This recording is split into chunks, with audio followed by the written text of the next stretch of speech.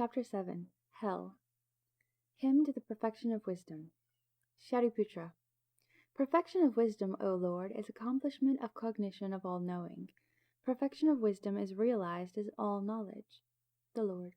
So it is, Shariputra, as you say. Shariputra. Veneration towards perfection of wisdom polishes away obscurities, revealing light. O Lord, I pay homage to perfection of wisdom. She is worthy of homage. She is unstained, and thus entire worlds along with complete systems cannot stain her.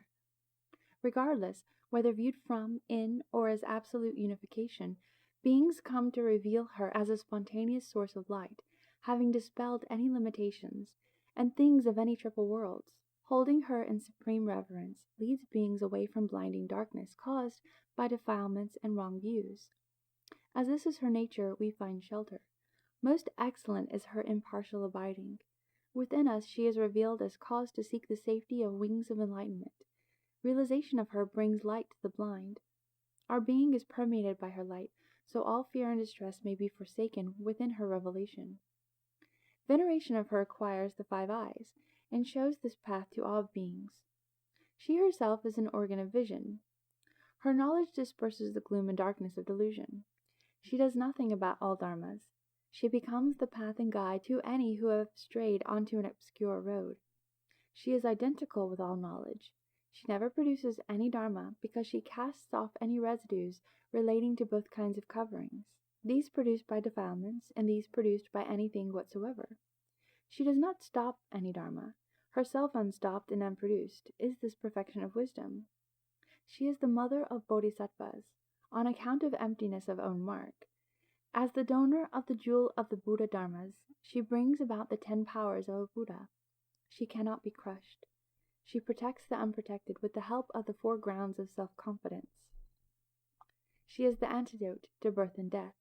She reveals this clear knowingness of the true nature of any own being of all dharmas, for she does not stray away from it. The perfection of wisdom of Buddhas, the Lords, sets in motion this wheel of dharma. Predominance of perfection of wisdom over other perfections. How does a bodhisattva stand in perfection of wisdom? How do they attend and pay homage to it? The Lord. In every way, the perfection of wisdom is treated as our teacher. Shakra now asks Shariputra, wherefrom and for what reason does this question of the holy Shariputra arise? Shariputra. It arises as I hear it said, a bodhisattva, being taken hold of by perfection of wisdom and skill and means, transforms into all knowledge any so-called meritorious work founded on jubilation. Ones such as these delve even beyond the entire meritorious works founded on giving, morality, patience, vigor, and trance of all bodhisattvas observing any basis whatsoever. It is just perfection of wisdom which guides these 5 perfections in their intention and direction on this path toward all knowledge. Just as Kaushika, people born blind, 100 or 1,000 or 100,000 of them, cannot, without a leader, go along a path and get to a village, town, or city. Just so, giving, morality, patience, vigor, and trance cannot alone be called perfections, for without perfection of wisdom, these are as if born blind, here now, without their leader, and unable to traverse the path to all knowledge, and still less can these reach all knowledge. However, as giving, morality, patience, vigor, and trance are taken hold of by perfection of wisdom, now these are indeed and properly termed perfections. For these 5 perfections acquire this organ of vision, which enables these to evolve along this path to all knowledge, and to reach all knowledge, nothing procured by perfect wisdom. Shariputra said to the Lord, how does any bodhisattva consummate perfection of wisdom? The Lord. By pure cognition and establishment in one's view of the non-consummation of form, feeling, perception, impulse, and consciousness, the non-consummation of the 5 skandhas. This is called consummation of perfection of wisdom. In this way, nothing is affected, so the consummation of the 5 skandhas is called consummation of perfection of wisdom. Shariputra. When perfection of wisdom is consummated by such a consummation, what dharma or what of any phenomena whatsoever does it procure? The Lord. When consummated in such a way, perfection of wisdom does not procure any dharma, and in consequence of this fact she comes to be styled perfection of wisdom. Shakra. So, O Lord, perfection of wisdom does not even procure all knowledge? The Lord. Perfection of wisdom does not procure even this, as this is formed as, or from some basis, or some mental process, or some volitional act. Chakra. So how does perfection of wisdom procure? The Lord. Insofar as this does not procure, to this extent this procures. Chakra. This is wonderful, O Lord, to see any extent to which perfection of wisdom neither produces nor stops any Dharma. For the purpose of non-production and of non-stopping of all Dharmas is perfection of wisdom set up, without, however, being really present. Subhuti. If any bodhisattva perceives this also, one might keep far away from perfection of wisdom, treating this as worthless and insignificant, and fail to act on it. The Lord. This is quite true, for here perfection of wisdom is lit up, and here form does not become lit up, nor other skandhas, nor any fruits of this holy life, up to Buddhahood. Subhuti. Perfection of wisdom is great perfection, O Lord. Why the perfection of wisdom is great? Perfection of wisdom is here stated as the great perfection. The Lord. Tell what you think, Subhuti. In what manner is perfection of wisdom a great perfection? Subhuti. This neither makes form, feelings, perceptions, will, and consciousness greater nor smaller, and does not assemble nor disperse form. This also neither strengthens nor weakens the powers of the Tathagata, nor does this assemble or disperse these. This does not even make all knowledge greater or smaller, nor does this assemble or disperse it.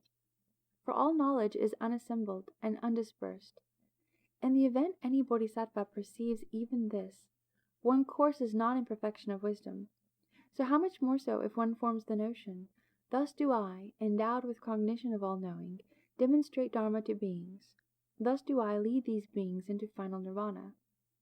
For this apprehension of these beings is a basis fact. For when one says, I lead these beings into final nirvana, this cannot be an outcome of perfection of wisdom. This indeed is a great basis of apprehension on one's part, for the absence of own being in beings needs to be known as belonging to the very essence of perfection of wisdom. One needs to know this perfection of wisdom is without own being, in the same way in which beings are without own being. Also, perfection of wisdom is unthinkable, because beings are naturally as well. Also, perfection of wisdom has an indestructible nature, because beings do as well. And perfection of wisdom, taken as it naturally is, does not undergo any process which leads to enlightenment, as well for beings, as these are naturally, do not undergo such a process. Also, this way in which Tathagatas arrive at full possession of powers is understood as the way in which beings arrive thus at full possession of their power. It is in this manner which perfection of wisdom is the great perfection, causes a belief in perfection of wisdom. Shariputra. Bodhisattvas reborn here resolutely believe or have direct knowledge in deep perfection of wisdom without hesitation, doubt, or stupefaction. Here these decrease and enduring beyond any duration do these practice. These ones, following this doctrine of perfection of wisdom, understand its meaning and instruct others in it by both any method which reveals the meaning and by any method which reveals the doctrine. The Lord. Thus it is, Shariputra. One can know this as such bodhisattvas are reborn here as decrease in other world systems in which one honors and questions Buddhas. The Lords. Any such bodhisattvas as decrease in other world systems in which one honors and questions Buddhas are reborn here, and upon hearing this deep perfection of wisdom being taught, identify perfection of wisdom as teacher, and are definitely convinced beyond even such questions one is face to face with one's teacher. Such a one can know one sees the teacher.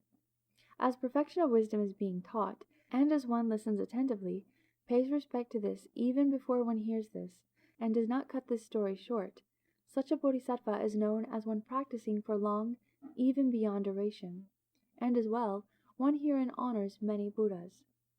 Subhuti. Is it at all possible to hear perfection of wisdom, to distinguish and consider her, to make statements and to reflect about her? Can one explain or learn such as because of certain attributes, tokens, or signs, this perfection of wisdom? Or such as here, this perfection of wisdom, or over there, that is perfection of wisdom? The Lord.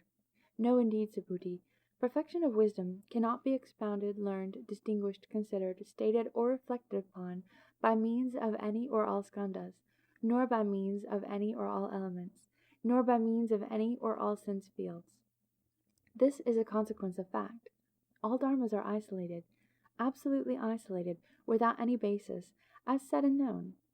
Nor can perfection of wisdom be understood other than by the skandhas, elements, or sense fields, for just the very skandhas, elements, and sense fields are empty, isolated, and calmly quiet, without basis. It is thus, Subhuti, as perfection of wisdom and skandhas, elements, and sense fields are neither many as more than one, nor even one,